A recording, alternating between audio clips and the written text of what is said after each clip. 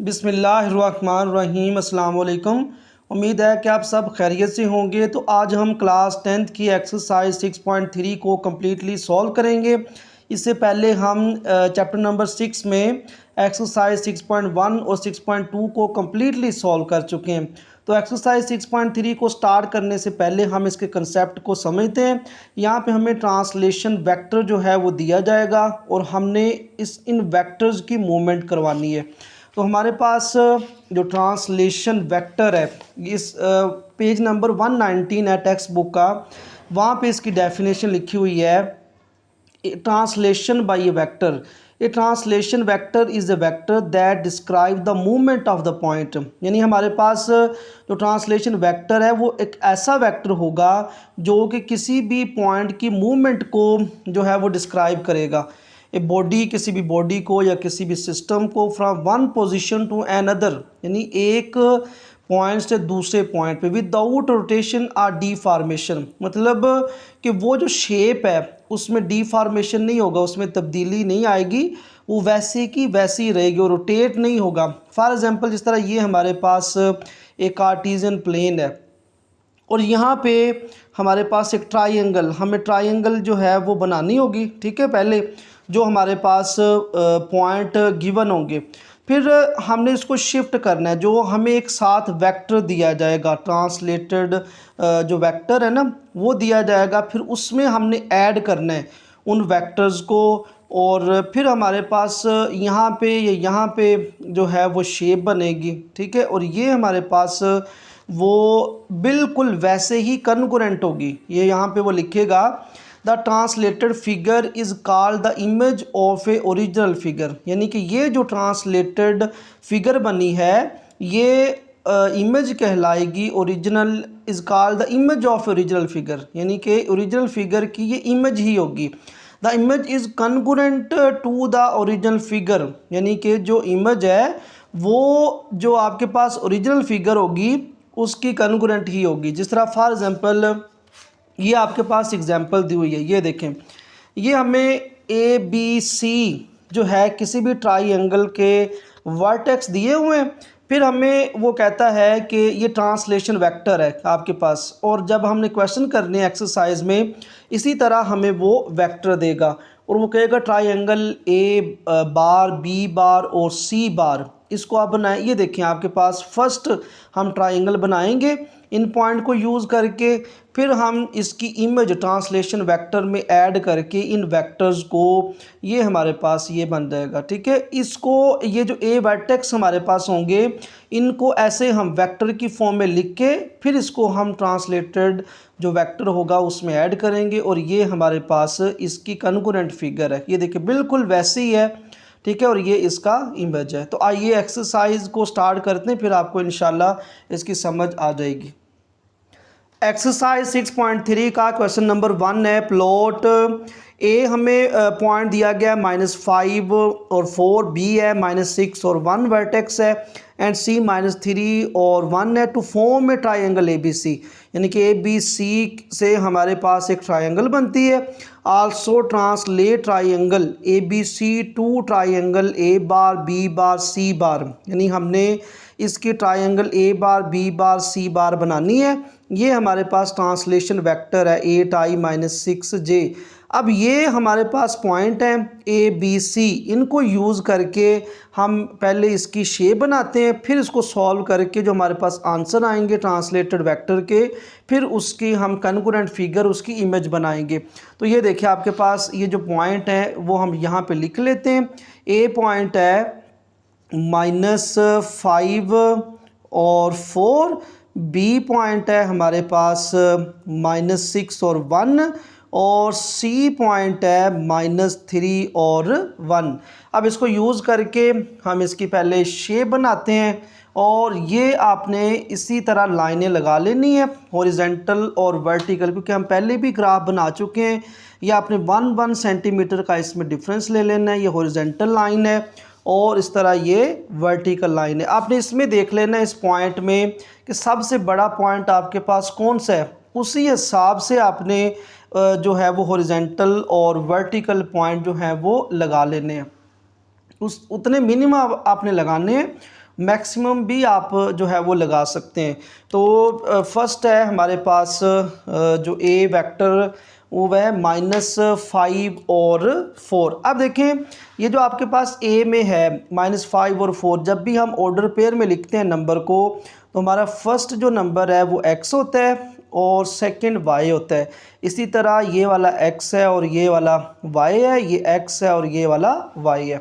तो फर्स्ट में हमारे पास है -5 और 4, यानी -5 के बिल्कुल सामने ये वाला, और 4 जो है वो पॉजिटिव है y, ये हमारे पास y एक्सिस पॉजिटिव है, ये नेगेटिव x एक्सिस है।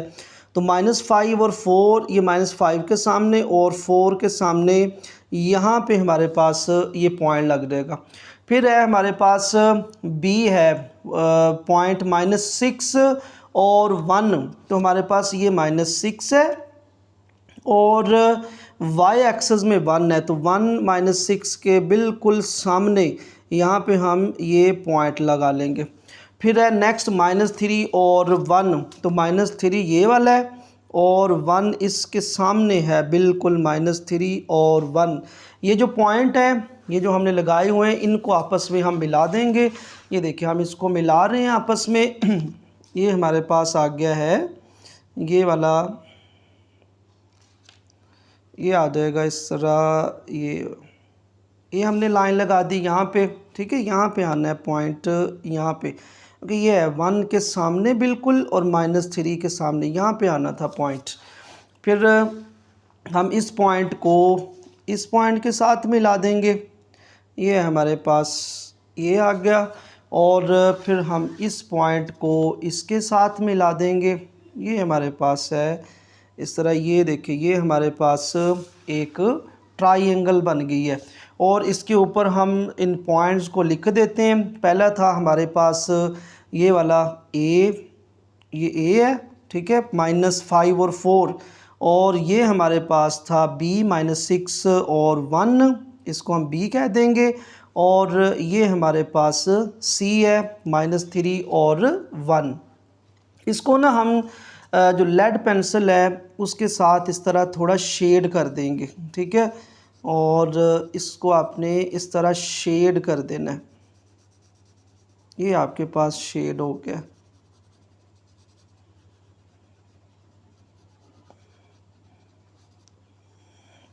और ये ABC जो आपके पास पॉइंट थे उसकी फिगर बन गई है। अब हम इस ट्रांसलेशन वेक्टर को यूज़ करके और इन पॉइंट्स को यूज़ करके हम A बार, B बार और C बार इसके पॉइंट लेकर आते हैं, फिर उसकी शेप बनाएंगे।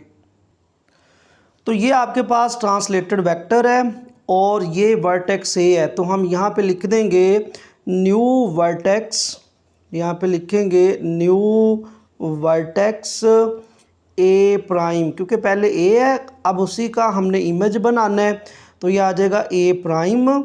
अब ये जो पॉइंट है अगर इसको हम वेक्टर की फॉर्म में लिखें तो ये हमारे पास आ जाएगा -5i और +4j, क्योंकि आपको पता है जो भी हमारे पास एक कोऑर्डिनेट होता है इस तरह x एक्सिस के लॉन्ग हमारा i कंपोनेंट होता है और y एक्सिस के लॉन्ग हमारा j कंपोनेंट होता है। तो इस तरह -5 है उसके साथ i आ जाएगा और 4 के साथ j आ जाएगा, और इसमें हमने प्लस करना है ये वाला वेक्टर, ट्रांसलेटेड वेक्टर 8i और -6j। अब प्लस को अंदर मल्टीप्लाई करेंगे तो ये हमारे पास आएगा -5i और +4j। ये मैं नीचे लाइन लगा रहा हूँ क्योंकि हम पहले भी इसको वेक्टर्स को डिनोट कर चुके हैं। इस तरह वेक्टर को डिनोट किया जाता है। प्लस को अंदर मल्टीप्लाई करेंगे तो ये हमारे पास आएगा +8i और प्लस मल्टीप्लाई -6j। अब i वाली वैल्यू में प्लस माइनस होगी और j वाली में, तो यहाँ पे देखिए +8i -5i, तो 8 में से 5 जो है वो सब्ट्रैक्ट होंगे तो ये आ जाएगा 3i। इसी तरह +4j -6j, 6 में से 4 सब्ट्रैक्ट होंगे तो 2 आएगा और 7j आ जाएगा। 6 बड़ी वैल्यू है तो यहाँ पे माइनस आ जाएगा। अब ये हमारे पास वेक्टर की फॉर्म में है, इसको हम ऑर्डर पेयर की फॉर्म में लिखेंगे तो ये हमारे पास आएगा 3 और -2, ये हमारे पास न्यू वर्टेक्स आ गया A प्राइम। अब ये हमारे पास बी पॉइंट है -6 और 1, इसका फाइंड करते हैं न्यू वर्टेक्स बी प्राइम। तो वो हमारे पास आएगा, ये देखिए ना, बी के पॉइंट को जब हम वेक्टर की फॉर्म में लिखेंगे तो वो आएगा -6 प्लस -6i, और 1 को हम नहीं लिखेंगे, वैसे ही हम j को लिख देंगे, और प्लस फिर हमारे पास ट्रांसलेटेड वेक्टर ये वाला है 8i और -6j। अब प्लस को अंदर मल्टीप्लाई करेंगे तो ये हमारे पास -6i प्लस j, प्लस को अंदर मल्टीप्लाई करेंगे तो +8i और -6j। अब -6i प्लस 8i, 8 में से 6 को माइनस करेंगे तो 2 आएगा और 7i आएगा, प्लस j -6j। ठीक है, तो 6 में से 1 जो है वो सब्ट्रैक्ट होंगे तो 5 आ जाएगा, 7j आएगा, 6 बड़ी वैल्यू है तो इसलिए यहाँ पे माइनस आ जाएगा। इसको हम ऑर्डर पेयर की फॉर्म में लिखेंगे तो ये आ जाएगा 2 और -5। ये हमारे पास न्यू वर्टेक्स आ गया बी प्राइम। अब हम सी के लिए न्यू वर्टेक्स फाइंड करेंगे। सी है हमारे पास -3 और 1, तो यहाँ पे हम लिखेंगे न्यू वर्टेक्स, तो यह आ जाएगा न्यू वर्टेक्स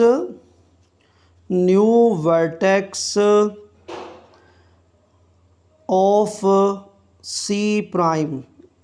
अब सी के जो पॉइंट है हमारे पास हैं -3 और 1, इसको वेक्टर की फॉर्म में लिखेंगे तो ये हमारे पास आएगा -3i और +j, प्लस अब ट्रांसलेटेड वेक्टर हम लिखेंगे, वो आ जाएगा 8i और -6j। अब प्लस अंदर मल्टीप्लाई होगा तो ये आ जाएगा +8i और -6j, -3i प्लस 8i, 8 में से 3 को माइनस करेंगे तो ये हमारे पास आएगा 5i और -6j और +j, ये हमारे पास आएगा -5j, क्योंकि 6 में से 1 सब्ट्रैक्ट हो जाएगा, 6 बड़ी वैल्यू है तो इसलिए यहाँ पे माइनस आएगा। इसको ऑर्डर पेयर की फॉर्म में लिखेंगे तो ये हमारे पास आएगा 5 और -5। ये अब ए प्राइम ए बार हमारे पास आ गया 3 और -2, बी है बार 2 और -5, और सी बार हमारे पास आ गया 5 और -5। अब इसको हम ग्राफ के ऊपर ज़ाहिर करेंगे। अब यहाँ पे हम इसको ग्राफ के ऊपर ज़ाहिर करते हैं। ठीक है, हमारे पास जो फर्स्ट पॉइंट है ए बार वो है 3 और -2।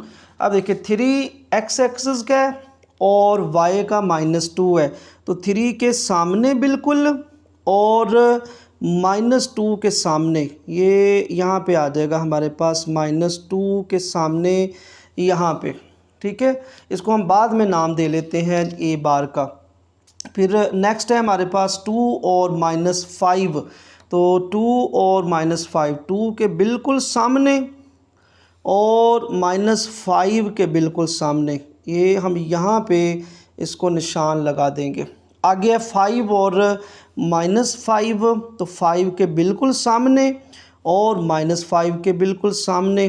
ठीक है, अब इन पॉइंट को हम आपस में मिला देंगे। ये हमारे पास पॉइंट 2, इनको हम मिला देंगे आपस में, ये पॉइंट इसके साथ मिल गया। ठीक है, अब इस पॉइंट को हम मिला देंगे यहाँ पे, ये हमारे पास आ जाएगा इस तरह ये वाला, और इसको हम मिला देंगे इन पॉइंट्स को, तो ये हमारे पास आ गया ये इस तरह। ठीक है, ये हमारे पास triangle A bar B bar C बार बन गई है, उसका इमेज बन गया, ये यहाँ से यहाँ पे मूव हो गया। अब यहाँ पे हम लिख देते हैं, ये हमारे पास पॉइंट था ए बार। ठीक है, इसके साथ हम लिख भी देते हैं कि ये है 3 और -2।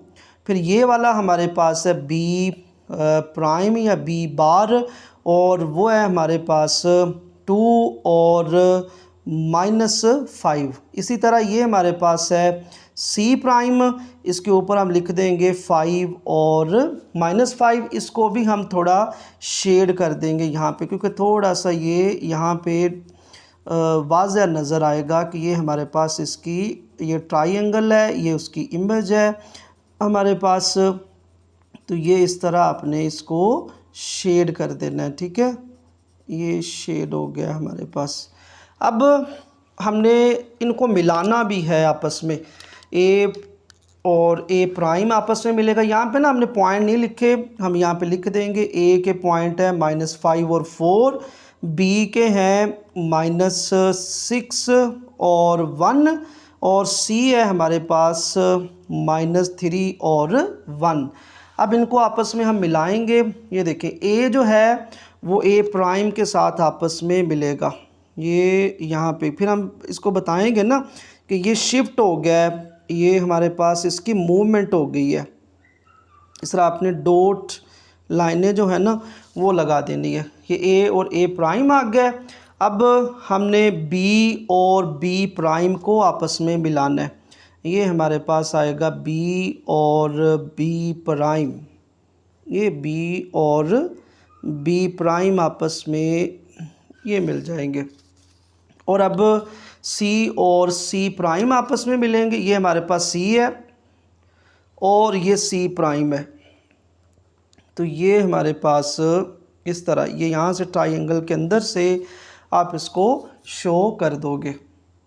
तो इस तरह आपने शो करके, तो यहाँ पे ना ऐसे आपने एरो बना देना है, क्योंकि ये इधर से आ रहा है ना ऐसे। ये हमारी ट्राइंगल है, ये इसका इमेज है। यहाँ पे भी आपने इस तरह ऐसे एरो लगा देना है, और यहाँ पे भी ये एरो लगा देना है। और ये हमारा क्वेश्चन नंबर 1 है, जिसमें हमने इसकी इमेज जो है, इस ट्राइंगल की इमेज जो है वो बना दी है। उम्मीद है कि इसकी समझ आ गई होगी, नहीं तो वीडियो को थोड़ा बैक करके देख लें, इंशाल्लाह अब बेटा आपको समझ आ जाएगी। तो नेक्स्ट क्वेश्चन नंबर 2 है हमारे पास। प्लॉट ए पॉइंट हमें दिया है -6 और -2, बी दिया है -6 और -5, सी दिया है -3 और -5, एंड डी यहाँ पे एक और पॉइंट दे दी है, डी -3 और -2, to form a square A B C D. अब ये हमारे पास एक स्क्वायर बनाते हैं। Also translate square A B C to square A bar, B bar, C bar और डी बार, यानी हमने इसको आगे शिफ्ट करवाना है by translation vector 9i + 7j। ये हमारे पास वेक्टर हैं और इससे हमने इसको मूवमेंट करवाना है। तो पहले जो हमारे पास गिवन पॉइंट है ये वाले, ठीक है, आपने बुक को आगे बेटा खोल के रख लेना है, फिर हम इसको आगे सॉल्व करेंगे। तो ये ए बी सी और डी पॉइंट है, इसको हम ग्राफ के ऊपर डिनोट करते हैं। तो ये पॉइंट गिवन है, इनको हम इस ग्राफ के ऊपर ज़ाहिर करते हैं। तो ए है -6 और -2। तो ये मैंने पहले ही ग्राफ इसको बना लिया है, तो आपने इसको बना लेना है। ये हॉरिजॉन्टल लाइन और वर्टिकल लाइन, इसमें आप देख लो कि सबसे बड़ा पॉइंट कौन सा है, उस हिसाब से आपने पॉइंट जो है वो लगा लेने हैं। मिनिमम उतना लगाने हैं, ज़्यादा भी आप लगा सकते हैं। तो पहला है -6 और -2, यानी -6 के सामने और -2 के सामने, ये यहाँ पे आ जाएगा -6 और -2। फिर बी हमारे पास है -6 और -5, यानी इसी के सामने हमारे पास आ जाएगा -6, यानी एक्स भी नेगेटिव है और वाई भी नेगेटिव है। तो ये है -5, यहाँ पे निशान हम लगा देंगे। फिर है हमारे पास सी है -3 और -5, -3 के सामने और -5 के सामने, ये हमारे पास यहाँ पे पॉइंट लग जाएगा। फिर नेक्स्ट है हमारे पास -3 और -2, -3 के सामने और -2 के सामने यहाँ पे। अब इन पॉइंट को हम मिला देंगे आपस में, ये पॉइंट इसके साथ मिल जाएगा और ये वाला पॉइंट इसके साथ मिल जाएगा, क्योंकि हमने स्क्वायर बनाना है। ये वाला स्क्वायर में हमारे पास 4 साइडें होती हैं, ये इसके साथ मिल जाएगा, ये वाला पॉइंट, और ये हमारे पास ये आ जाएगा इस तरह, ये वाला पॉइंट। अब इसको हम मिला देंगे आपस में, तो ये हमारे पास ये आ गया। अब हम इसके ऊपर जो है वो नाम लिख देंगे। यहाँ से हमने स्टार्ट किया था, ये हमारे पास है ए, और इसके पॉइंट है -6 और -2। फिर ये हमारे पास था -6 और -5, इसको हम बी कह देते हैं। और ये हमारे पास -6 और -5, ये हमारे पास सी है। और -3 और -5, -3 और -5, इस तरह ये हमारे पास डी है वर्टेक्स, और इसके पॉइंट हैं -3 और -2। ये जो हमारे पास स्केयर बना है, इसको हम शेड कर देंगे इस तरह, क्योंकि ये फिर ग्राफ के ऊपर जो है वो ज़ाहिर हो जाएगा कि ये स्केयर बना हुआ है। ये हमने इसको शेड कर देना है, क्योंकि फिर हमने इसी की कन्ग्रुएंट आगे शेप बनानी है, इसका इमेज बनाना है, तो इसलिए हम इसको शेड कर देंगे इस तरह। ये हमारे पास स्केयर बन गया। अब हम ट्रांसलेटेड वेक्टर को यूज़ करके और इन वर्टेक्स को यूज़ करके, ये देखिए ये जो हमारे पास वर्टेक्स हैं और ये ट्रांसलेटेड वेक्टर है, इसको यूज़ करके अब हमने ये जो स्केयर है इसके पॉइंट हमने फाइंड करने हैं। तो यहाँ पे हम लिखेंगे न्यू वर्टेक्स ए प्राइम, तो वो, या ए बार इसको कह लें, तो वो हमारे पास किस तरह फाइंड होगा। ये जो ए के पॉइंट है हमारे पास, उसको वेक्टर की फॉर्म में लिखेंगे। ये आ जाएगा -6i और -2j प्लस, फिर हमारे पास ट्रांसलेटेड वेक्टर है ये वाला 9i और +7j। इसको ना आपने ऐसे वेक्टर के साथ डिनोट कर देना, नीचे लाइन लगा देनी है। अब प्लस को अंदर मल्टीप्लाई करेंगे तो यह आएगा -6i और -2j। फिर प्लस को अंदर मल्टीप्लाई करेंगे तो साइन हमारे चेंज नहीं होंगे, एज इट इज़ रहेंगे। अब i वाली वैल्यू के साथ प्लस हो जाएगी और j वाली वैल्यू के साथ। तो 9 में से 6 को माइनस करेंगे तो 3 इसके साथ i आ जाएगा। फिर है -2j + 7j, तो 7 में से 2 को माइनस करेंगे तो 5, साथ j आएगा, 7 बड़ी वैल्यू है तो ये प्लस आ जाएगा। इसको हम ऑर्डर पेयर की फॉर्म में लिख देंगे तो ये आ जाएगा 3 और 5। ये हमारे पास पहला x होगा, ये y होगा जब हम इसको ग्राफ के ऊपर हम डिनोट करेंगे। फिर हम लिखेंगे न्यू वर्टेक्स बी प्राइम। तो न्यू वर्टेक्स बी प्राइम जो है ये हमारे पास बी वर्टेक्स है, इसको यूज़ करके और ट्रांसलेटेड वेक्टर को यूज़ करके हम उसको फाइंड करेंगे। तो बी को जब वेक्टर की फॉर्म में लिखेंगे तो ये हमारे पास आएगा -6i और -5j प्लस, फिर हमारे पास बी के पॉइंट तो आगे, अब ट्रांसलेटेड वेक्टर आ जाएगा 9i और +7j। तो यहाँ पे प्लस को अंदर मल्टीप्लाई करेंगे तो ये हमारे पास आ जाएगा -6i -5j। ये तो हमारे पास एज इट इज़ ही रहेंगे, ये प्लस अंदर मल्टीप्लाई होगा तो ये आ जाएगा +9i और +7j।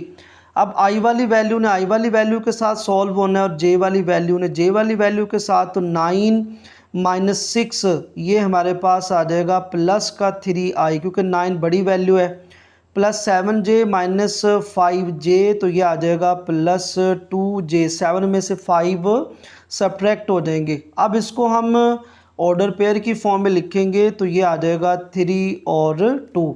अब हम c के लिए जो है वो इसका इमेज न्यू वर्टेक्स फाइंड करेंगे। तो c के पॉइंट है -3 और -5। यहाँ पे हम लिखेंगे न्यू वर्टेक्स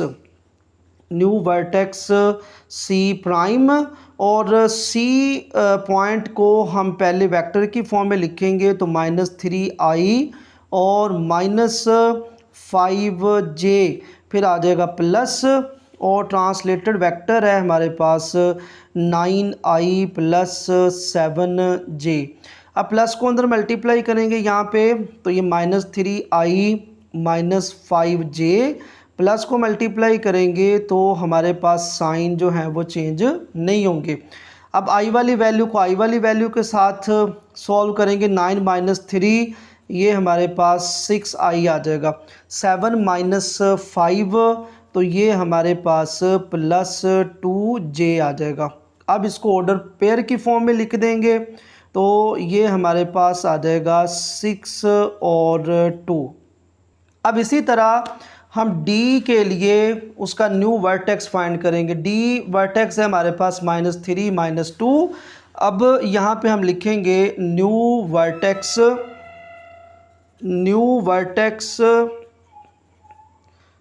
D प्राइम। तो D वर्टेक्स को हम वेक्टर की फॉर्म में लिखेंगे तो यह आएगा -3i और -2j और प्लस ट्रांसलेटेड वेक्टर है हमारे पास 9i + 7j। अब प्लस को अंदर मल्टीप्लाई करेंगे तो ये हमारे पास आएगा -3i -2j, ये तो एज इट इज़ आ जाएगा। यहाँ पे प्लस अंदर मल्टीप्लाई होगा तो कोई साइन चेंज नहीं होना है। अब 9 - 3 ये हमारे पास आएगा 6i और 7 - 2 ये आ जाएगा 5j। अब इसको ऑर्डर पेयर की फॉर्म में लिख देंगे तो ये आ जाएगा 6 और 5। अब ये हमारे पास उस जो स्केयर है उसकी इमेज के यानी a bar, b bar, c बार और d बार ये पॉइंट आ गए। अब हमने इसको जो है वो ग्राफ के ऊपर कोऑर्डिनेट प्लेन के ऊपर इसको ज़ाहिर करना है। अब इसको ज़ाहिर करते हैं तो ये हमारे पास जो पहले ही वर्टेक्स गिवन थे उसके हमने पहले ही स्केयर बनाया हुआ है। अब इसका इमेज हमने बनाना है तो ए बार के पॉइंट है हमारे पास 3 और 5 यानी +3 है और +5 है हमारे पास। +3 और +5 यानी 3 के सामने और इस तरह ये 5 के सामने हम निशान लगा देंगे। तो नेक्स्ट हमारे पास B प्राइम है 3 और 2 यानी 3 के सामने और 2 के सामने। इस तरह पहले था 3 और 5, अब है 3 और 2, तो ये हमारे पास आएगा 3 और 2। इस तरह 2 के सामने बिल्कुल ये हम निशान लगा देंगे यहाँ पे। अब नेक्स्ट है हमारे पास C बार, वो है 6 और 2। तो 6 और 2 हमारे पास यहाँ पे 6 के सामने और इस तरह ये 2 के सामने हम यहाँ पे निशान लगा देंगे। नेक्स्ट है 6 और 5, तो 6 के सामने बिल्कुल और 5 के सामने ये यहाँ पे हम निशान लगा देंगे और इन पॉइंट को हम आपस में मिला देंगे। ये पॉइंट इसके साथ, ये लाइन इसके साथ मिल गई है और फिर ये वाली लाइन इसके साथ मिल जाएगी और ऊपर वाली जो लाइन है वो भी आपस में मिल जाएगी। तो ये हमारे पास इसका इमेज बन गया। अब हम इसको जो है वो पॉइंट को ऊपर लिख देंगे। पहला था हमारे पास 3 और 5, ये हमारे पास A और इसको हम लिख देंगे 3 और 5। फिर B, बल्कि इसको हमने A प्राइम कहना है। फिर है हमारे पास B प्राइम या B बार, वह 3 और 2, ये हमारे पास B बार 3 और 2। फिर ये वाला हमारे पास 6 और 2, इसको हम कह देंगे C बार 6 और 2। और ये हमारे पास है D बार 6 और 5। अब इस शेप को हमने शेड कर देना है, लेड पेंसिल के साथ कर दें इसको, ठीक है। अब ये शेड हो गया तो ये हमारे पास इसकी इमेज बन गई। जो हमने पहले हमारे पास था ABCD स्केयर था, उसकी इमेज बन गई है ये हमारे पास। अब इन पॉइंट को A बार को B बार को हम आपस में मिलाएंगे इनको। तो ये हमारे पास पहले ही ABCD स्केयर है और ये इसका इमेज है। तो हम A को A बार के साथ मिलाएंगे, ये हमारे पास आएगा इस तरह। आपने सीधी लाइन नहीं लगानी, इस तरह डॉट लाइन के साथ इसको शो कर देना है। अब हमारे पास बी जो है वो बी प्राइम के साथ मिलेगा। ये देखें यहाँ पे है बी ये वाला और इधर है बी प्राइम, तो हम इस तरह शेप के अंदर से भी इसको ऐसे मिलाएंगे। ये हमारे पास इस तरह ये इसके साथ मिल जाएगा। अब सी और सी प्राइम को हम आपस में मिलाएंगे। ये हमारे पास है सी और सी प्राइम, हमने इनको आपस में मिला देना है। ये वाला इसके साथ मिल गया। अब हमने डी और डी प्राइम को आपस में मिलाना है। ये देखिए हमारे पास डी और ये वाला है डी प्राइम, तो इस तरह ये आपस में इनके वर्टेक्स जो हैं वो मिल गए। अब देखिए ये A B C D square है, ये इसका इमेज है, और यहाँ पे हम इस तरह ना ये एरो लगा दें क्योंकि ये यहाँ से यहाँ पे शिफ्ट हुआ है ना, ये यहाँ से यहाँ पे शिफ्ट हुआ है ऐसे, और इसके जहाँ पे वर्टेक्स है ना वहाँ पे आपने एरो लगा देना है। और ये था हमारा क्वेश्चन नंबर 2 जिसमें स्क्वायर और ये इसका इमेज है। नेक्स्ट क्वेश्चन नंबर 3 है प्लॉट ए वर्टेक्स हमें दिया है -6 3, बी वर्टेक्स दिया है -4 0 और सी वर्टेक्स दिया है -2 3 एंड डी वर्टेक्स है -4 2 4 to form a kite A B C D. अब ये काइट की शेप बनाएगा। Also translate kite A B C D to kite A bar B bar C bar और D bar by translation vector. ये हमें translation vector दिया है 6i - 6j। तो हमने उसी तरह जिस तरह हमने पहले 2 क्वेश्चन किए हैं उसी तरह इसको सॉल्व करना है। ये हमारे पास पॉइंट गिवन है, इसको हम पहले ग्राफ के ऊपर डिनोट करेंगे। ये मैंने ग्राफ पहले बनाया हुआ है, आपने इसको बना लेना है।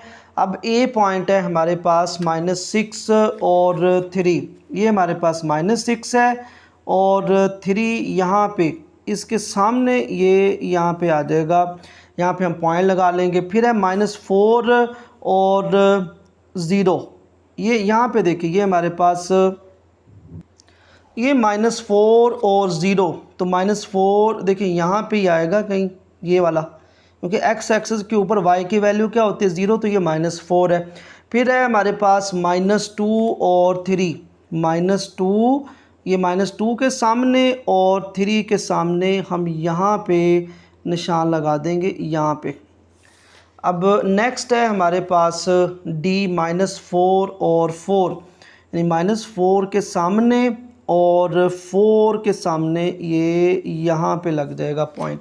अब इन पॉइंट्स को हम आपस में मिलाएंगे तो ये वाला पॉइंट इसके साथ मिल जाएगा, ये वाला पॉइंट ये इसके साथ, फिर ये हमारे पास आ जाएगा यहाँ पे ये ऐसे, ये वाला पॉइंट इसके साथ मिल जाएगा और ये वाला पॉइंट हम इसको इसके साथ मिला देंगे, ये वाला इसके साथ, और इस तरह ये हमारे पास इस तरह आ जाएगा ये वाला।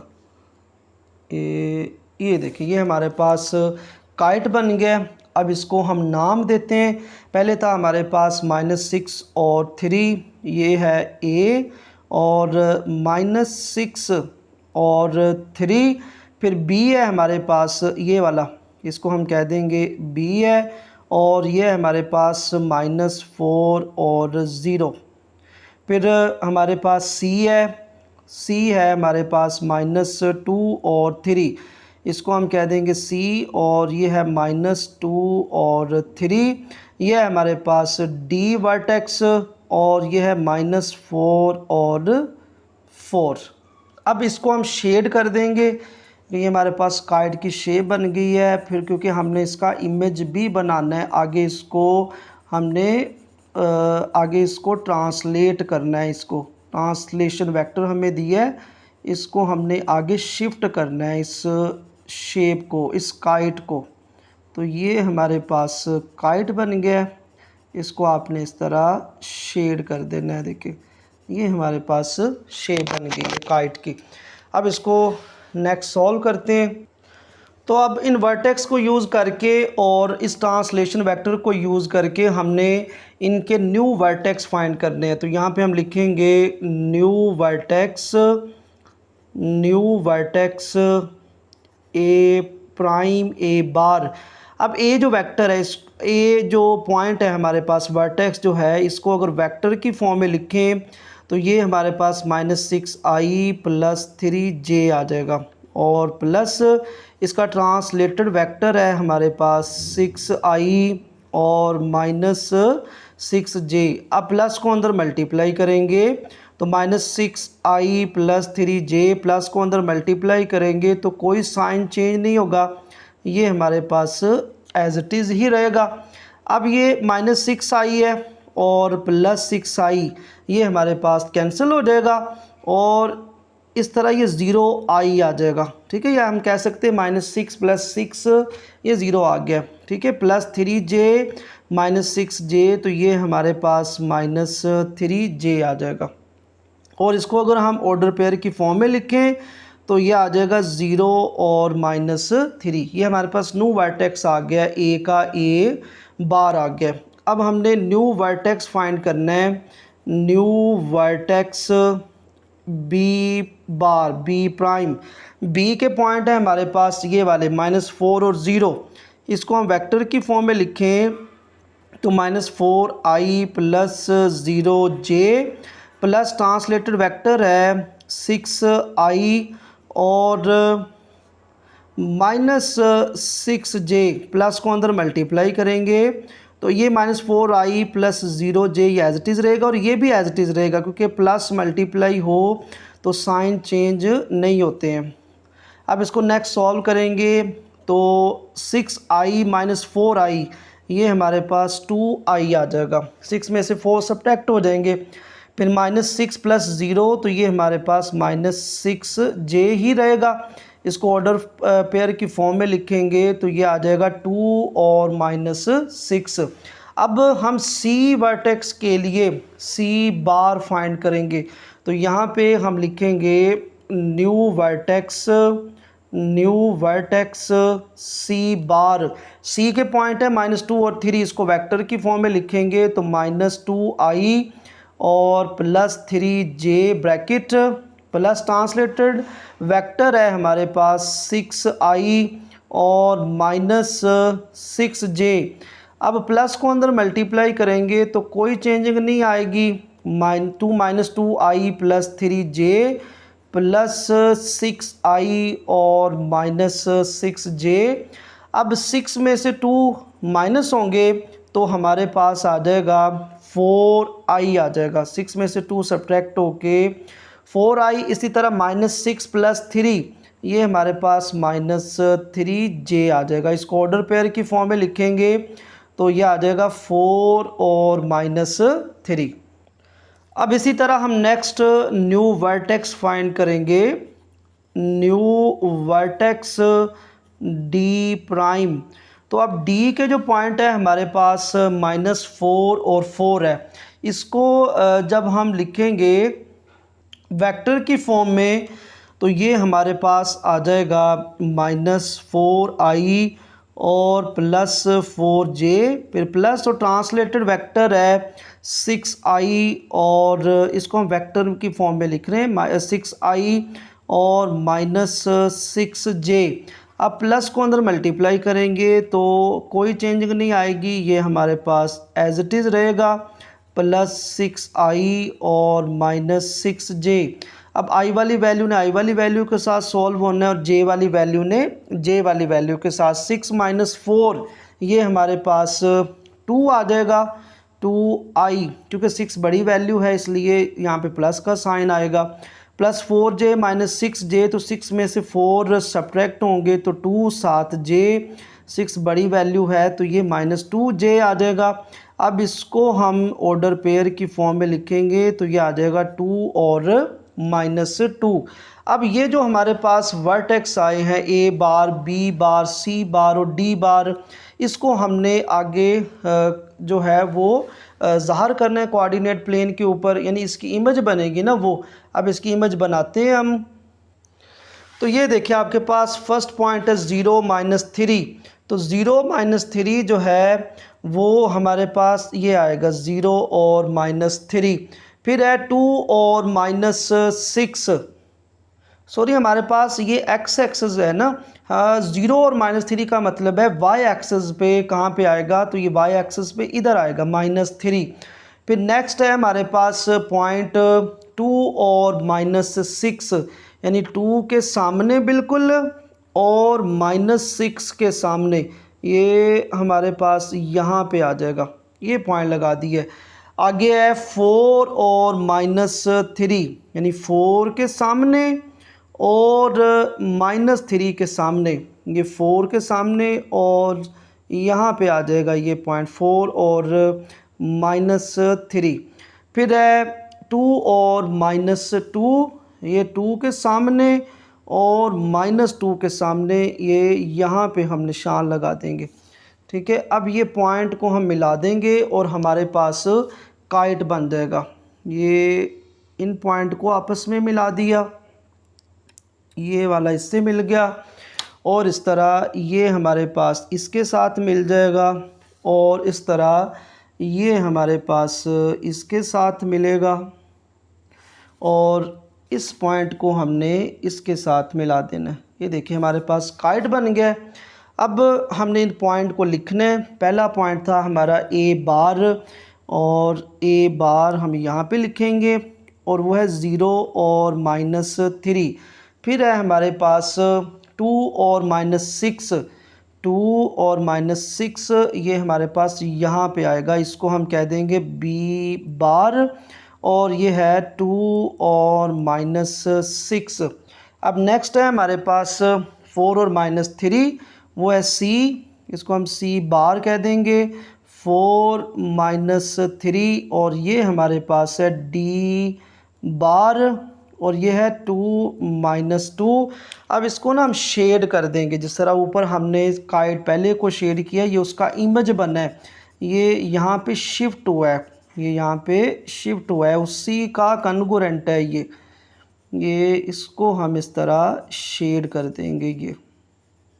ये हमारे पास वही शेप है लेकिन ये शिफ्ट हुई है यहाँ पे कोऑर्डिनेट प्लेन के ऊपर, क्योंकि ये वेक्टर है। अब हमने इनको मिला देना है आपस में।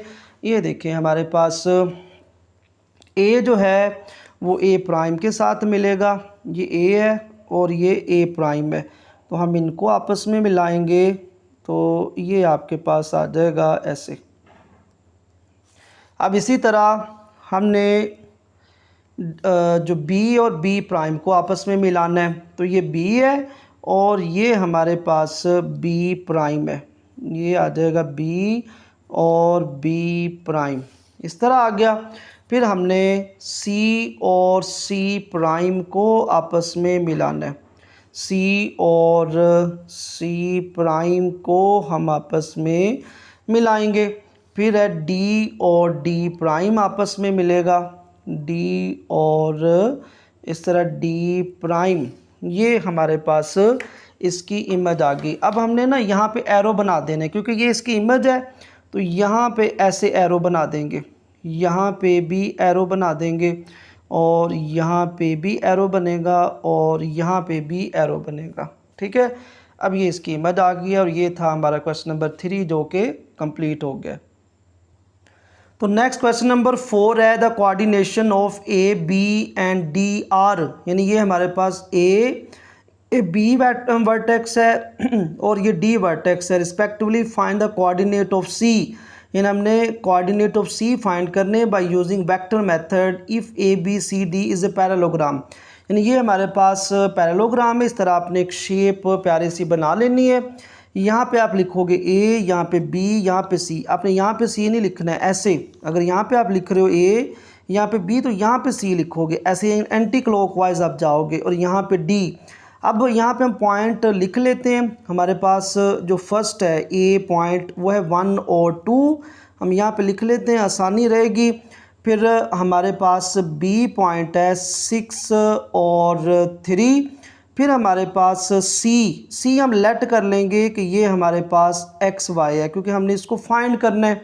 और डी है 2 और 8, तो यहाँ पे हम इन पॉइंट्स को लिख लेते हैं।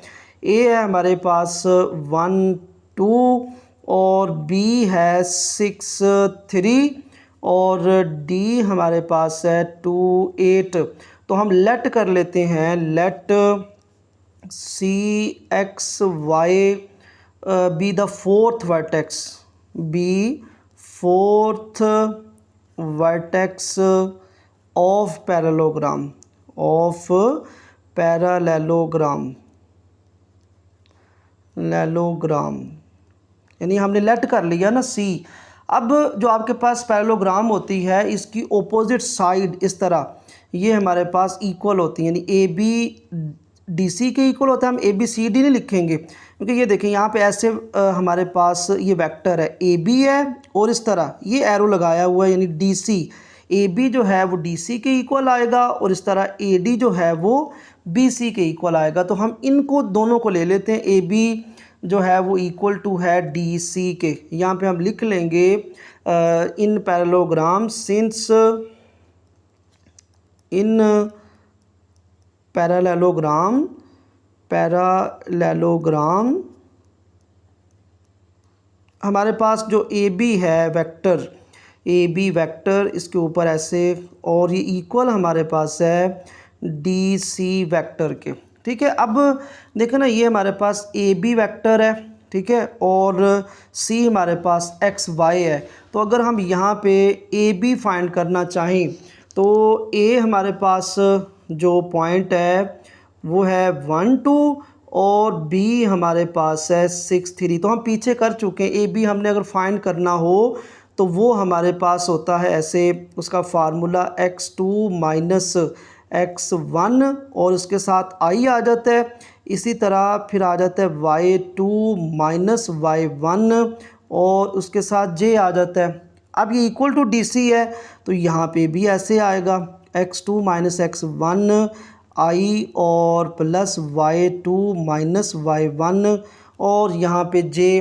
तो हम यहाँ पे हमने ए बी के पॉइंट लिख लिए हैं, पहले इसको हम सॉल्व कर लेते हैं, फिर हम यहाँ पे जो है वो डी सी के पॉइंट लिख के इसको सॉल्व कर लेंगे। और यहाँ पे देखिए ए बी है ना, तो इसमें ये आपके पास x1 है और ये y1 है ए में, बी में ये आपके पास x2 है और ये आपके पास y2 है। तो इसमें देखिए ये x2 है माइनस x1, तो यहाँ पे लिखेंगे 6 माइनस 1 और यहाँ पे ऐसे i आएगा।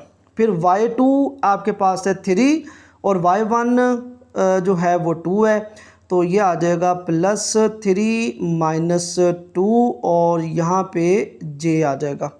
अब इज़ इक्वल टू, इसको अब सॉल्व करते हैं तो हमारे पास जो d है, d के पॉइंट हैं हमारे पास, d के पॉइंट वो हैं 2 8, ठीक है, और c के पॉइंट वो हैं x y, क्योंकि d पहले है c बाद में है, तो d के जो पॉइंट आपके पास होंगे वो होंगे x1 और y1 और इस तरह c के जो पॉइंट होंगे वो आपके पास होंगे x2 और y2। ये x1 और y1 है और ये वाला आपके पास x2 और y2 है। अब यहाँ पे देखिए x2 है ना, तो ये हमने लिखे हुए हैं xc के वर्टेक्स xy हैं, तो x2 की वैल्यू x है माइनस x1 की वैल्यू 2 है और साथ इसके i आ जाएगा। फिर प्लस यहाँ पे y2 की वैल्यू y है और माइनस 8 है, y2 की वैल्यू y और y1 की वैल्यू 8 है और इसके साथ हमारे j आ जाएगा। अब इसको नेक्स्ट सॉल्व करते हैं, 6 माइनस 1 ये हमारे पास 5i आ जाएगा, 3 माइनस 2 1 आना है, हम 1 नहीं लिखेंगे, हमारे पास j जो है वो एज इट इज़ रहेगा और is equal to x minus 2 और प्लस y माइनस 8 और j। अब इसको नेक्स्ट पेज के ऊपर लिख के अब इसको हम कंपेयर करेंगे i के कंपोनेंट को और j के कंपोनेंट को और वहाँ से हम x और y की वैल्यू फाइंड करते हैं। तो ये नेक्स्ट पेज के ऊपर मैंने उसी तरह लिख लिया इसको। अब कंपेयर करेंगे, कंपेयर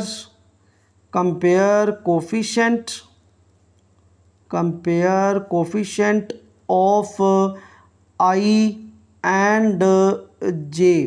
अब यहाँ पे देखिए i के साथ x माइनस 2 है, इधर 5 है, तो 5 is equal to x minus 2, इधर j के साथ y माइनस 8 है और इधर j के साथ 1 एज ए कोफिशेंट है। अब -2 इधर आके +2 हो जाएगा और x इधर ही रहेगा, 5 + 2 7। तो इस तरह x की वैल्यू हमारे पास 7 आ गई है। अब -8 इधर आके +8 हो गया और y + 8 ये हमारे पास 9 आ गया। इसको सही तरह करके लिखेंगे तो y = हमारे पास 9 आ गया। सो यहाँ पे हम लिख देंगे रिक्वायर्ड कोऑर्डिनेट, कोऑर्डिनेट ये हमारे पास आएगा कोऑर्डिनेट ऑफ C आर 7 और 9, क्योंकि हमारे पास x की वैल्यू पहले आती है और y की वैल्यू बाद में आती है। ये हमारे पास C जो कोऑर्डिनेट है वो फाइंड हो गया। नेक्स्ट क्वेश्चन नंबर 5 है, इन parallelogram ABCD the vector representing two opposite side. यानी हमारे पास ये भी एक पैरेललोग्राम है जिसमें हमें वर्टेक्स नहीं दिए हुए, जिसमें हमें AB वेक्टर दिया है। हमारे पास AB वेक्टर है 6i + 2j और इस तरह हमारे पास DC जो है वो है -6i - 2j। फिर वो कह रहा है show that the opposite side are equal in magnitude and parallel. क्या ये मैग्नीट्यूड में इक्वल हैं और पैरेलल हैं एक दूसरे के? तो पहले तो हम इसकी मैग्नीट्यूड फाइंड करते हैं ना। AB जो हमारे पास वेक्टर है, फिर हम DC वेक्टर की मैग्नीट्यूड फाइंड करेंगे। ये इक्वल आ गई तो एक दूसरे के पैरेलल हैं। तो AB वेक्टर है हमारे पास, AB वेक्टर है 6i और +2j। तो हम इसकी मैग्नीट्यूड फाइंड करेंगे। तो मैग्नीट्यूड के लिए आपके पास फार्मूला होता है x² + y², यानी कि जो i का कंपोनेंट है उसका स्क्वायर आ जाता है और जो j का कंपोनेंट है उसका स्क्वायर आता है और इसके ऊपर √। फिर 6 का स्क्वायर 36, 2 का स्क्वायर 4, तो 36 + 4 ये हमारे पास 40 का √, आता है। तो इस तरह ये हमारे पास AB वेक्टर की मैग्नीट्यूड आ गई है 40 √।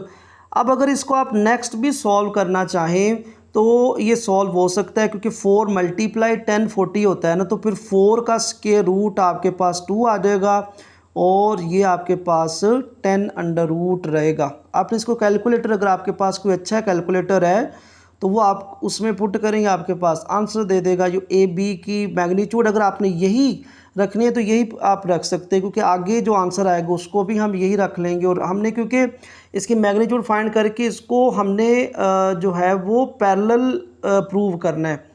अब CD हमारे पास DC वेक्टर है, ये -6i और -2j। अब DC वेक्टर के लिए हमारे पास फार्मूला वही आएगा x² + y² और इसका √। अब i के साथ जो कंपोनेंट है उसका स्क्वायर आएगा, फिर j के साथ जो कंपोनेंट है उसका स्क्वायर आएगा और √। -6² 36 माइनस का स्क्वायर भी प्लस हो जाएगा। यहाँ पे भी -2 का स्क्वायर +4 आ जाएगा और 36 + 4 ये आपके पास 40 आ गया। देखिए दोबारा, और 40 आपको पता है ये आ जाएगा 210 तो इस तरह ये DC वेक्टर की मैग्नीट्यूड आ गई है। अब AB वेक्टर और DC वेक्टर इसकी मैग्नीट्यूड इक्वल है, तो आप यहाँ पे लिख दोगे कि AB वेक्टर मैग्नीट्यूड वो इक्वल है DC वेक्टर की मैग्नीट्यूड के। नेक्स्ट हम लिख देंगे, क्योंकि ये इक्वल है ना। अब हम लिख देंगे which show that opposite sides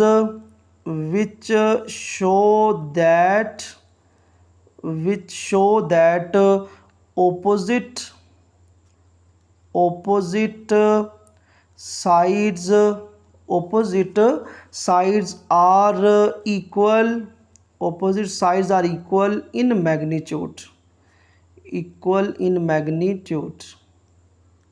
तो ये हमने मैग्नीट्यूड में इसको इक्वल जो है वो प्रूव कर दी है। अब हम पैरेलल के लिए इसको देखेंगे। अब पैरेलल के लिए हम ए बी वैक्टर को लिखते हैं। ए बी वैक्टर है हमारे पास 6i और प्लस 2j।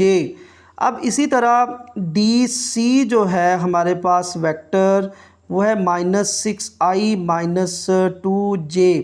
अब यहाँ से देखिए माइनस कॉमन आ रहा है, जब माइनस को कॉमन लेंगे तो ये आपके पास 6i और प्लस 2j आ जाएगा। अब देखिए ये डी सी है ना, अब डी सी जो वेक्टर है वो इक्वल आ गया -ए बी वेक्टर के। अब इसको देखें ना, ये इक्वल आ गया डी सी और ए बी के। अब हम लिखेंगे कि डी सी जो ए बी है ना वो आपस में पैरेलल है। यहाँ पे लिखेंगे it show that D C vector and A B vector are parallel, क्योंकि ये इक्वल है ना तो इसलिए ये पैरेलल है। तो ये हमारे पास क्वेश्चन नंबर 5 सॉल्व हो गया। तो नेक्स्ट हमारे पास क्वेश्चन नंबर 6 है। Points A12 B46 and C72 form a triangle, ये फ्रॉम ए ट्राइंगल, यानी कि ABC जो हमारे पास पॉइंट है ये ट्राइंगल से। Check whether triangle ABC is an isosceles by using a vector magnitude, यानी हमने इसको प्रूव करना है कि आइसोसेलेस ट्राइंगल प्रूव करना है। आइसोसेलेस ट्राइंगल कौन सी होती है? जिसमें टू साइड्स कोई सी भी इक्वल हो। तो हम तो पहले इस तरह ये बना लेते हैं डायग्राम बना के, तो हम इसको शो कर देते हैं ऐसे। ये हमारी डायरेक्शन ऐसे है, यहाँ से ऐसे और यहाँ से ऐसे और यहाँ से ऐसे। यहाँ पे A लिखना है, यहाँ पे B और यहाँ पे C।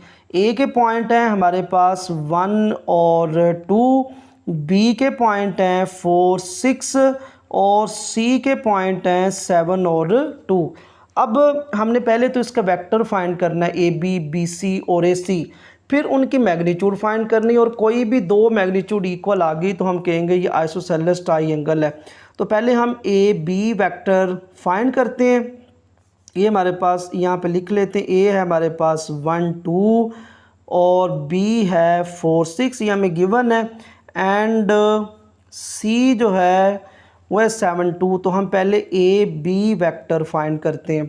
तो AB वेक्टर जब फाइंड करना है तो हमने पता है हमने फार्मूला यूज़ किया x2 माइनस x1 i और प्लस y2 माइनस y1 और इसके साथ j आ जाएगा। अब यहाँ पे देखें AB जब फाइंड करना है तो x2 ये वाला है, x1 ये वाला है, तो यह आ जाएगा 4 माइनस 2 इसके साथ i प्लस y2 6 माइनस 2 और j। सो 4 माइनस 2 2 आ जाएगा और 6 माइनस 2 ये हमारे पास 4j आ जाएगा। ये AB वेक्टर आ गया। ठीक है, अब अभी हम वेक्टर पहले फाइंड कर लेते हैं, फिर हम इनकी मैग्नीट्यूड फाइंड कर लेंगे। अब ये देखिए BC है तो हम पहले BC वेक्टर फाइंड कर लेंगे। यहाँ पे हम लिखेंगे BC वेक्टर, ये हमारे पास BC है। अब BC में ये x2 है, ये x1 है, ये y2 है और ये वाला y1 है। तो हम यहाँ पे एक दफ़ा लिख लेते हैं formula x2 minus x1 i plus y2 minus y1 और j। तो BC में ये x2 है, ये आ जाएगा 7 माइनस 4 i और y2 है 2 और y1 6 है, ये आ जाएगा 2 माइनस 6 और यहाँ पे j। 7 माइनस 4 3, 2 माइनस 6 यानी 6 माइनस 2 4 आएगा, यहाँ पे माइनस आना है तो प्लस माइनस माइनस हो गया और 4j। तो इस तरह ये हमारे पास BC वेक्टर आ गया। अब हम AC वेक्टर फाइंड करेंगे। तो AC वेक्टर में हम यहाँ पे लिखेंगे AC। अब देखें ना यहाँ पे AC है तो C में ये A में हमारे पास ये x1 y1 है और ये x2 y2 है। तो यहाँ पे हम फार्मूला लिख लेते हैं, ये आएगा x2 माइनस x1 i और प्लस y2 माइनस y1 और j। अब AC में हमारे पास जो x2 है वो 7 है और x1 1 है, इसके साथ i, और इस तरफ y2 हमारे पास 2 है और y1 भी 2 है, और इसके साथ j 7 माइनस 1 ये आएगा 6 और प्लस 0j। ये हमने तीनों वेक्टर फाइंड कर लिए हैं। पहले ए बी, ठीक है, इसको आप कोई भी इक्वेशन का चाहे नाम दे दें। फिर हमने बी सी फाइंड किया, ठीक है, और फिर हमने ए सी फाइंड किया है। अब इनकी हम मैग्नीट्यूड फाइंड करेंगे। तो यहाँ पे देखें कि मैंने लिखा था ना ए बी वैक्टर, यहाँ पे देखें 1 2 है, यहाँ पे 4 6 है। तो यहाँ पे मैंने 4 माइनस 1 करना है, यहाँ पे 2 नहीं, यहाँ पे 4 माइनस 1 आना है। ये देखें ना x2 4 है, x1 हमारे पास 1 है, तो 4 माइनस 1 ये हमारे पास 3i प्लस 4j आएगा ए बी वैक्टर। अब हम ए बी वैक्टर के लिए मैग्नीट्यूड फाइंड करते हैं। तो ए बी वैक्टर को हम पहले लिख लेते हैं। ए बी वैक्टर है हमारे पास 3i और प्लस 4j। अब इसकी मैग्नीट्यूड जब भी फाइंड करते हैं तो i का जो कंपोनेंट है उसका स्केयर आता है और जो j का कंपोनेंट है उसको स्केयर आता है। तो 3 का स्केयर 9, 4 का स्केयर 16, तो इस तरह 9 प्लस 16 25, तो 25 का स्केयर रूट हमारे पास 5 आ जाएगा। तो ये हमारे पास आ गया ए बी वैक्टर की मैग्नीट्यूड। इसको आप कोई भी इक्वेशन का नाम दे दें, ए का नाम दे दें, ठीक है। अब हमने बी सी वैक्टर के लिए मैग्नीट्यूड फाइंड करनी है। तो बी, अब हम तो पहले ना बी सी वैक्टर यहाँ पे लिखेंगे। बी सी वैक्टर है 3i और माइनस 4j। अब बी सी वैक्टर के लिए इसकी मैग्नीट्यूड पहली वैल्यू का स्केयर यानी i कंपोनेंट का स्केयर और j कंपोनेंट का स्केयर, इसके ऊपर स्केयर रूट। सो 3 स्केयर 9 माइनस 4 स्केयर 16, तो इसका 16 प्लस 9 ये 25 आ जाएगा और 25 का अंडर रूट ये हमारे पास 5 आ जाएगा। इसको आप b कह दें। अब देखिए हमने यही प्रूव करना था कि ये क्या आइसोसेलेस ट्राइंगल है। तो आप देखिए दो वेक्टर की मैग्नीट्यूड इक्वल आ गई है। ए बी की हमारे पास मैग्नीट्यूड 5 है और बी सी की भी मैग्नीट्यूड 5 है। तो इसलिए हम यहाँ पे लिख देंगे so A B C, so A B and C points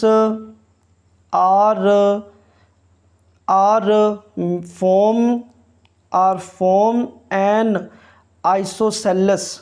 हमारे पास आइसोसेलेस फॉर्म है आइसोसेलेस ट्राइंगल, यानी ये हमारे पास जो तीनों वर्टेक्स हैं वो आइसोसेलेस ट्राइंगल बनाते हैं। तो ये था हमारा क्वेश्चन नंबर 6। तो नेक्स्ट क्वेश्चन नंबर 7 है हमारे पास, use vector to show that, यानी हमने वेक्टर के ज़रिए इसको शो करना है P Q R S is a parallelogram, यानी कि हमने शो करना है वेक्टर के ज़रिए कि क्या पी क्यू आर एस एक पैरेललोग्राम है where the point P Q R and S have a coordinates, यानी हमारे पास जो वर्टेक्स हैं कोऑर्डिनेट्स हैं वह 1 2 5 2 7 6 3 6। तो P हमारे पास 1 2 है, यहाँ पे हम लिख लेते हैं और ये आपने इस तरह एक प्यारी सी डायग्राम पैरेललोग्राम की बना लेनी है। तो P आपके पास है 1 और 2 और Q आपके पास कोऑर्डिनेट है 5 2 और R आपके पास है 7 और 6 और इस तरह S है आपके पास 3 और 6। अब पैरेललोग्राम में क्या होता है कि आपके पास जो इस तरह ऑपोजिट साइड है पी क्यू ये इक्वल होती है, पैरेलल होती है एस आर के, और पी एस ये पैरेलल होती है क्यू आर के। तो हमने यही प्रूव करना है, हमने पी क्यू वैक्टर फाइंड करना है और एस आर फाइंड करना है। अगर ये इक्वल आ गए, पी एस क्यू आर के इक्वल आ गया, तो हम कहेंगे कि ये जो हमारे पास कोऑर्डिनेट हैं ये पैरेललोग्राम के कोऑर्डिनेट हैं। तो हमारे पास जो पॉइंट गिवन है वो है पी क्यू आर एस। तो हम पहले पी क्यू फाइंड कर लेते हैं, पी क्यू वेक्टर। अब पी क्यू फाइंड करना है, इसके लिए फार्मूला हम एक दफ़ा लिख लेते हैं, x2 माइनस x1 आई और plus y2 minus y1 j। अब पी क्यू में x2 है आपके पास 5, x1 है 1, तो यह आएगा 5 माइनस 1 और i प्लस y2 है 2 और y1 है 2 और j। इसी तरह 5 माइनस 1 ये आपके पास आएगा 4i और 2 माइनस 2 0 j। ये आ गया आपके पास पी क्यू वेक्टर। इसको कोई भी इक्वेशन का नाम दे दें, ठीक है, ये पी क्यू आ गया वेक्टर। अब इसी तरह हमने जो इसके ऑपोजिट है एस आर, उसको फाइंड करना है। एस आर यहाँ पर लिखते हैं, एस आर वेक्टर। अब एस आर में देखें, ये हमारे पास x2 है, ये x1 है, ये y2 है और ये y1 है। तो हम यहाँ पे फार्मूला चलें लिख लेते हैं, पहले x2 माइनस x1 आई और plus y2 minus y1 j। तो एस आर में हमारे पास x2 है 7 और x1 है 3 और ये i प्लस y2 है हमारे पास 6 माइनस 6 और j। ये देखें यहाँ पे हमारे पास ये एस आर है 7 माइनस 3 और 6 माइनस 6 आ जाएगा, ये लिख लिया है। अब 7 माइनस 3 4 आ गया और 6 माइनस 6 ये हमारे पास 0 आ जाएगा, ये एस आर। अब देखिए ये हमारे पास इक्वेशन नंबर 2 है, ये तो हमारे पास इक्वल आ गया, अपोजिट पी क्यू और एस आर। अब हमने पी एस और क्यू आर, इसको हमने इसके वेक्टर फाइंड करने हैं।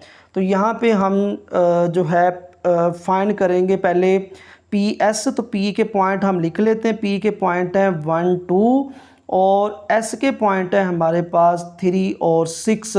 तो हमने पी एस वेक्टर फाइंड करना है, उसके लिए फार्मूला है x2 माइनस x1 आई और y2 माइनस y1 j। तो इसमें ये आपके पास x1 है, ये y1 है और ये x2 है और ये वाला y2 है।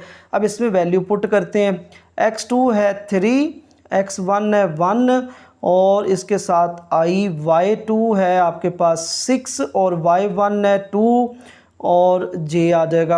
अब 3 माइनस 1 2 आ गया, 6 माइनस 2 4 और j, ये आपके पास पी एस वेक्टर आ गया। इसको हम कह देंगे इक्वेशन नंबर 3।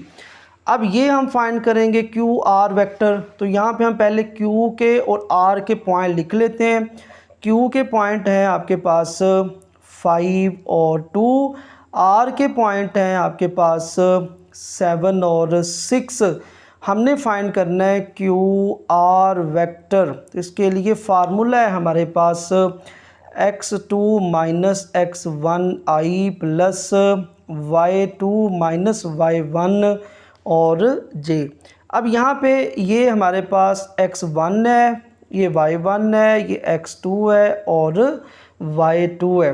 तो x2 की वैल्यू 7, x1 की वैल्यू 5 और i प्लस y2 6, y1 है 2 और इसके साथ j। 7 माइनस 5 2 और 6 माइनस 2 4 और j।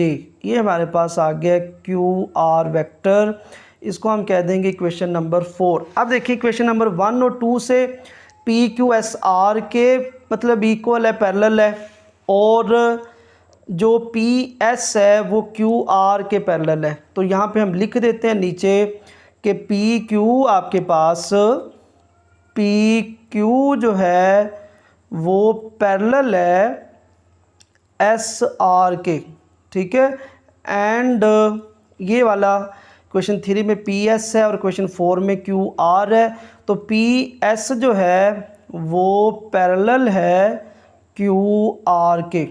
तो इस तरह ये पैरेलल है, तो हम यहाँ पे लिखेंगे विच शो दैट गिवन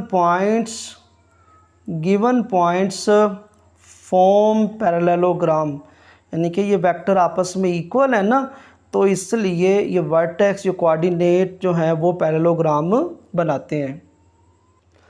तो नेक्स्ट क्वेश्चन नंबर 8 को सॉल्व करते हैं। क्वेश्चन नंबर 8 बिल्कुल क्वेश्चन नंबर 6 की तरह, इसमें use vector to show that triangle X Y ji is an isosceles where the point X Y Z have the coordinates 0 0 2 0 and 1 3 respectively. तो इसमें भी हम ट्राइंगल की शेप बना लेते हैं और यहाँ पे इसके वर्टेक्स लिखेंगे।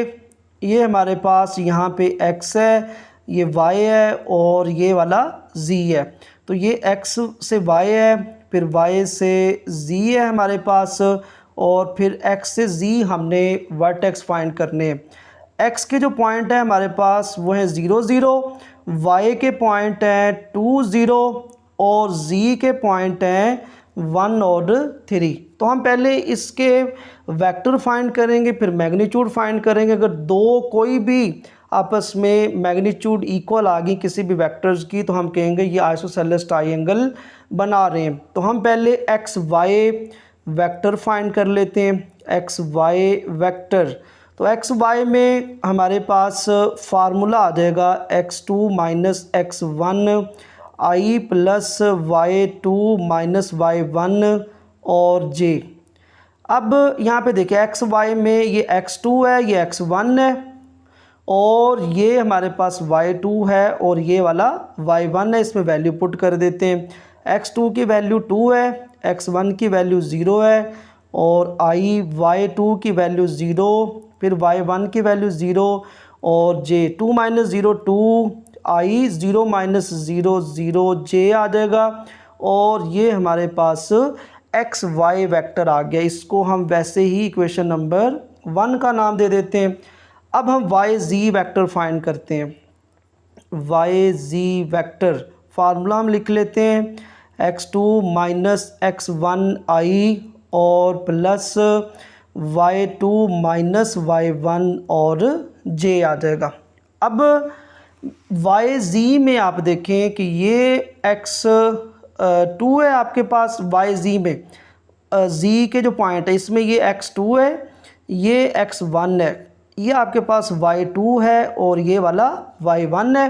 तो यहाँ पे हम पुट कर देते हैं, ये आ जाएगा x2 1 आ गया और आपके पास x1 आ गया -2 और i आ गया y2 3 माइनस 0 और j आ जाएगा।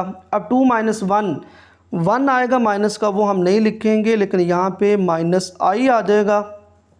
3 माइनस 0 3 और इसके साथ आ जाएगा j। ये आ गया वाई जी वेक्टर। इसको हम इक्वेशन नंबर 2 का नाम दे देंगे। अब हमने एक्स जी वेक्टर फाइंड करना है, तो हम पहले एक्स जी वेक्टर फाइंड करते हैं। एक्स जी वेक्टर के लिए हम उसी तरह फार्मूला लिख लेते हैं x2 माइनस x1 i और y2 माइनस y1 और j आ जाएगा।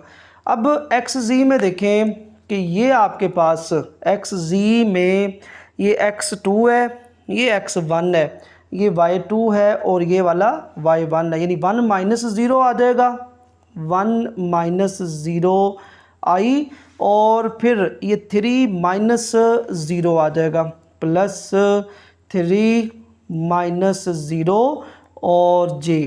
1 माइनस 0 1 आना है लेकिन वो नहीं लिखेंगे, i आ जाएगा 3 माइनस 0 3 और इसके साथ j आएगा। ये हमारे पास एक्स जी वेक्टर आ गया। इसको हम इक्वेशन नंबर 3 का नाम दे देंगे। अब जो हमने एक्स वाई वाई जी और एक्स जी फाइंड किए वेक्टर, अब इनकी हम मैग्नीट्यूड फाइंड कर लेते हैं। पहले तो हम एक्स वाई जो है वेक्टर उसकी मैग्नीट्यूड फाइंड करेंगे। एक्स वाई वेक्टर है हमारे पास 2i प्लस 0j। जब हमने इसकी मैग्नीट्यूड फाइंड करनी होती है तो i का जो कंपोनेंट है उसका स्क्वायर और जो j का कंपोनेंट है उसका स्क्वायर दरमियान में प्लस आता है। 2 का स्क्वायर 4, 0 स्क्वायर 0, तो 4 प्लस 0 4 अंडर रूट, तो ये आपके पास 2 आ जाएगा एक्स वाई वेक्टर की मैग्नीट्यूड। इसको आप कोई भी इक्वेशन ए का नाम दे दें, ठीक है, पीछे आपने 1 2 3 का नाम दिया है, यहाँ पे ए बी सी का नाम दे देंगे। अब नेक्स्ट हम वाई जी जो वेक्टर है, वाई जी वेक्टर, ठीक है, उसकी मैग्नीट्यूड हमने फाइंड करनी है। तो पहले हम वाई जी वेक्टर लिखेंगे, यहाँ पे ये नहीं है, वाई जी वेक्टर है -i+3j। इसकी मैग्नीट्यूड फाइंड करेंगे वाई जी, और जो i का कंपोनेंट है वो -1 है, उसका स्केयर, फिर जो वेक्टर j आपके पास है उसका कंपोनेंट 3 है, उसका स्केयर, और इसके ऊपर आपके पास स्केयर रूट आ जाएगा। अब -1 स्केयर 1, 3 स्केयर 9, और इसका अंडर रूट 9 + 1 10 अंडर रूट। अब आप देखें अभी ये दोनों आपके पास मैग्नीट्यूड इक्वल नहीं आई है, इसको अगर हम b कह दें तो, ठीक है, ये आपके पास 2 है और ये 10 अंडर रूट है। अब नेक्स्ट हम एक्स जी जो वेक्टर है उसको लिखते हैं, उसकी मैग्नीट्यूड फाइंड करते हैं। एक्स जी वेक्टर है i+3j। अब इसकी मैग्नीट्यूड फाइंड करते हैं, X ji vector magnitude, i का कंपोनेंट यहाँ पे 1 है, j का कंपोनेंट 3 है, और इसका स्केयर 1 स्केयर 1, 3 स्केयर 9। तो इस तरह 1 + 9 ये आपके पास आ गया 10 अंडर रूट, और ये एक्स जी वेक्टर की मैग्नीट्यूड आ गई, जिसको हमने इक्वेशन नंबर 3 कह दिया। अब देखिए वाई जी वेक्टर की मैग्नीट्यूड 10 अंडर रूट है और एक्स जी वेक्टर की मैग्नीट्यूड 10 अंडर रूट है, तो दो मैग्नीट्यूड वेक्टर की इक्वल आ गई हैं। तो हम यहाँ पे लिख देते हैं वाई जी वेक्टर, इसकी मैग्नीट्यूड एक्स जी वेक्टर की मैग्नीट्यूड के इक्वल है। सो हम यहाँ पे लिख देंगे हैंस एक्स वाई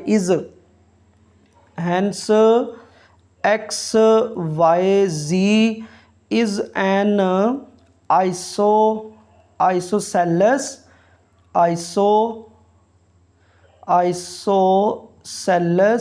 ट्राइंगल, यानी कि ये आइसोसेलेस ट्राइंगल है ना, आइसोसेलेस ट्राइंगल में कोई सी 2 साइड्स आपस में इक्वल होती हैं। तो ये हमारे पास क्वेश्चन नंबर 8 था और ये हमने सॉल्व कर लिया है, कंप्लीट हो गया। नेक्स्ट क्वेश्चन नंबर 9 है, a ball is projected with an initial velocity vector, यानी हमें एक वेलोसिटी दी गई है, एक बॉल को फेंका गया ऊपर की तरफ। We know 10i + 20j, the horizontal component is in the x direction, gravity is हमारे पास ग्रेविटी 0i - 10j है। Find the maximum height and horizontal range, यानी हमने मैक्सिमम जो हाइट है और रेंज फाइंड करनी है। आप देखें कि इस तरह ये हमारे पास ये वाला होता है हॉरिजेंटल, ऐसे एक्स एक्सिस, और ये वाला हमारे पास होता है ऐसे वर्टिकल, और यहाँ से ऐसे ऊपर की तरफ और नीचे ये ऐसे फेंका गया बॉल को। ये आप ना बेटा पढ़ोगे फर्स्ट ईयर की फ़िज़िक्स में, प्रोजेक्टाइल मोशन, इसको आप कहते हो प्रोजेक्टाइल मोशन, प्रोजेक्टाइल मोशन, कि जिसमें कोई भी बॉडी इस तरह हॉरिजेंटली और वर्टिकली दोनों डायरेक्शन में इस तरह मूव करे, तो वो हमारे पास होता है प्रोजेक्टाइल मोशन। इस तरह हॉरिजेंटल जो आपके पास होता है इस तरह, यहाँ पे ये आपके पास थीटा है यहाँ पे, और यहाँ से यहाँ तक ये आपके पास हाइट है, मैक्सिमम हाइट, और यहाँ से लेकर यहाँ तक ये आपके पास रेंज होती है r, और ये हमें कंपोनेंट दिए गए, यानी ये वेलोसिटी दी गई है वेक्टर की फॉर्म में। v not is equal to 10i + 20j। तो यहाँ पे हम लिख लेते हैं इसको, ये हमारे पास है इनिशियल वेलोसिटी, वो है हमारे पास v not is equal to 10i और +20j। अब हमारे पास क्योंकि i जो है वो किसको डिनोट कर रहा होता है, x को, और j जो है वो y को, तो इसलिए हम यहाँ पे लिख देंगे कि हमारे पास जो vx है वो 10 है और vy वो 20 है। तो यहाँ पे हम लिखेंगे vx हमारे पास वो 10 है और vy वो हमारे पास 20 है। फिर ये हमें ग्रेविटी जो है वो दी हुई है, उसको वेक्टर की फॉर्म में दी है, लेकिन हमें जी की वैल्यू चाहिए तो हम उसकी मैग्नीट्यूड फिर फाइंड कर लेंगे। ये जी वेक्टर है हमारे पास 0i माइनस 10j, तो हमें जी की वैल्यू चाहिए क्योंकि हमने आगे फार्मूले जो हैं वो लिख के उसमें वैल्यू पुट करनी है। तो इसकी मैग्नीट्यूड हमारे पास आ जाएगी ज़ीरो स्केयर, क्योंकि आपको पता है आई के साथ जो भी वैल्यू होती है उसका स्केयर, और फिर जे के साथ जो वैल्यू होती है उसका स्केयर और स्केयर रूट। तो इस तरह ज़ीरो का square 0 minus 10 square 100 square root, तो 0 प्लस 100 ये हमारे पास 100 आ जाएगा। 100 का स्केयर रूट, तो इस तरह 100 का स्केयर रूट ये 10 आ जाएगा, और इस तरह ये हमारे पास जी की मैग्नीट्यूड यानी कि जी की वैल्यू आ गई है 10। अब हमें वो कह रहा है कि find the maximum height and horizontal range, तो हमने हाइट फाइंड करनी है। तो हाइट के लिए फार्मूला हमारे पास होता है हाइट ऑफ प्रोजेक्टाइल। हाइट के लिए फार्मूला है h is equal to V Y square over हमारे पास होता है 2g। अब देखिए ना, ये आपने जब हाइट फाइंड करनी है तो ये वाई एक्सिस के लॉन्ग है ना, ऐसे सीधा गया है, तो इसलिए हम जो वेलोसिटी का वाई कंपोनेंट यहाँ पे यूज़ करेंगे, वी वाई स्केयर ओवर जी। अब इसमें वैल्यू पुट करते हैं, तो हमारे पास वी वाई ये वैल्यू हमने लिखी हुई है 20, और जी की वैल्यू 10 है, तो ये आ गया 20 का स्केयर ओवर 2, और जी की वैल्यू 10 है। अब h इज़ इक्वल टू 20 का स्केयर आ गया 400, और 10 मल्टीप्लाई 220 आ जाएगा। अब इसको कैंसिल करेंगे, 0 0 से कैंसिल हो गया, 2 1 ज़ा 2, 2 2 ज़ा 4 और 0। तो इस तरह हमारे पास मैक्सिमम जो हाइट है, यहाँ पे हम लिख देंगे मैक्सिमम जो हाइट है हमारे पास, जो उसने पूछा हुआ है वो हमारे पास आ गई 20 मीटर। ये हाइट आ गई है। अब हमने फाइंड करनी है हॉरिजॉन्टल रेंज। तो रेंज के लिए हमारे पास फार्मूला होता है, यहाँ पे लिखेंगे horizontal range, horizontal horizontal range, क्योंकि ये हमारे पास ऐसे एक्स एक्सिस की फॉर्म में गया है, उसको हम आर के साथ डिनोट करते हैं। और इसका ना हमारे पास फार्मूला होता है वी आई एक्स ज़रब मल्टीप्लाई टी। तो यहाँ पे हमारे पास जो वेलोसिटी का एक्स कंपोनेंट आ जाएगा, और मल्टीप्लाई हमारे पास टाइम आएगा, टाइम। अब ना हमारे पास टाइम नहीं गिवन है, तो टाइम के लिए भी फार्मूला जो है वो प्रूव किया जाता है प्रोजेक्टाइल के लिए। तो टाइम का फार्मूला है ये 2v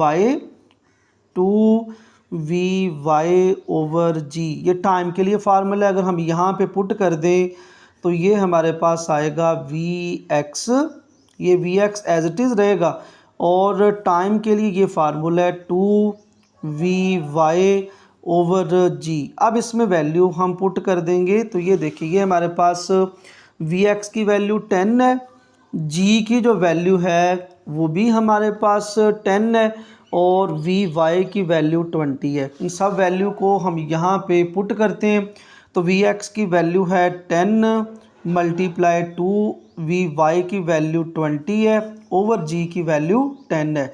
तो इस तरह 10 जो है वो 10 के साथ कैंसिल हो गया, तो 20 मल्टीप्लाई 2 ये हमारे पास 40 मीटर आ गया। और यहाँ पे हम लिख देंगे कि ये हमारे पास हॉरिजॉन्टल रेंज फाइंड हो गई है, हॉरिजॉन्टल रेंज ये इसके आ गया 40 मीटर, और ये हमारा क्वेश्चन सॉल्व हो गया। नेक्स्ट क्वेश्चन नंबर 10 है, a car enter loop with velocity vector, यानी ये कार जो है वो जो इंटर होती है एक लूप में, उसकी वेलोसिटी हमें दी गई है 30j, v vector is equal to 30j and exist with the velocity, यानी कि वो एग्जिस्ट यानी छोड़ देती है उस लूप को, वो है 30i। What is the change in velocity vector, यानी कि उसकी वेलोसिटी में क्या चेंजिंग आएगी। तो जिससे इंटर करती है वो हमारे पास इनिशियल वेलोसिटी है, जिससे वो एग्जिस्ट कर जाती है वो हमारे पास फाइनल वेलोसिटी है। तो फिर हम उसमें चेंज इन वेलोसिटी फाइंड कर लेंगे। तो यहाँ पे हम लिखेंगे इनिशियल वेलोसिटी, इनिशियल वेलोसिटी वो हमारे पास है 30J, और इसको हम V के साथ डिनोट कर लेते हैं। ये हमारे पास 30J। अब हमने कहना है कि जिससे एग्जिस्ट करती है वो हम फाइनल वेलोसिटी इसको कह देंगे। फाइनल वेलोसिटी, फाइनल वेलोसिटी वो हमारे पास है V प्राइम, उसको कह देते हैं। एक को हमने V कहा हुआ है, एक को V बार या V प्राइम कह दें। ये आ जाएगा आपके पास 30I। अब हमने चेंज इन वेलोसिटी फाइंड करना है। Change in velocity, change in velocity, तो चेंज इन वेलोसिटी वो आता है डेल्टा V, यानी हम चेंज को हम डेल्टा के साथ डिनोट करते हैं। तो ये डेल्टा V आ जाएगा और ये हमने फाइंड करना है। तो इस तरह डेल्टा V के लिए फार्मूला होगा हमारे पास, यानी चेंज इन वेलोसिटी वो आएगा final velocity minus initial velocity. ये हमारे पास जो फाइनल वेलोसिटी है इसमें से हमने इनिशियल वेलोसिटी माइनस कर देनी है, तो वो हमारे पास चेंज इन वेलोसिटी आ जाएगा। तो फाइनल वेलोसिटी है 30I और इनिशियल वेलोसिटी है 30J। तो ये चेंज इन वेलोसिटी आ गई है। कोई इसकी मैग्नीट्यूड नहीं हमने फाइंड करनी, जस्ट उसने कहा था कि चेंज इन वेलोसिटी फाइंड कर दें। चेंज इन वेलोसिटी वो हमारे पास आ गया 30I माइनस 30J, और ये हमारा क्वेश्चन नंबर 10 कंप्लीट हो गया।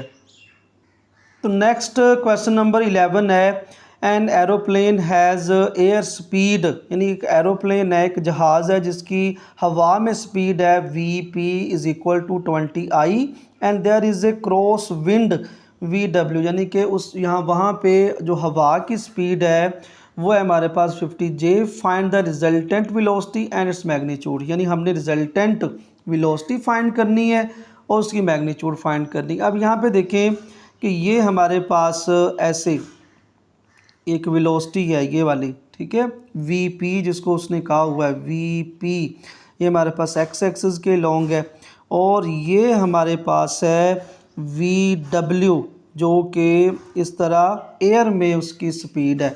फिर इसको हेड टू टेल रूल के साथ इस तरह ऐड किया जाता है वेक्टर को, क्योंकि ये हमारे पास वेक्टर है ना VP और VW। ये VP वेक्टर एक्स एक्सिस के लॉन्ग है, ये VW वाई एक्सिस के लॉन्ग है।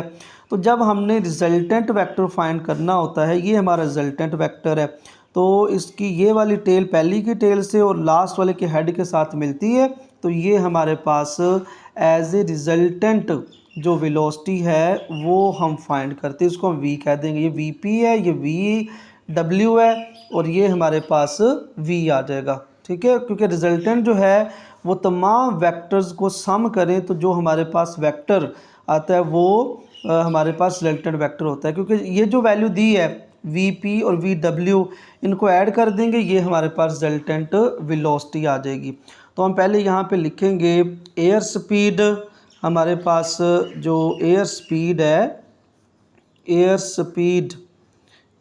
स्पीड उसको उसने डिनोट किया हुआ है VP से, और वो है 20I।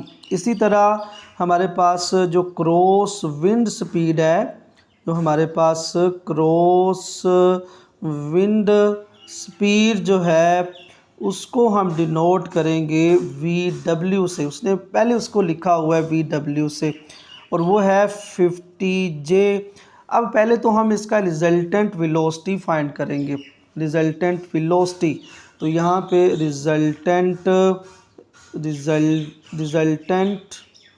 वेलोसिटी हमारे पास रिजल्टेंट वेलोसिटी,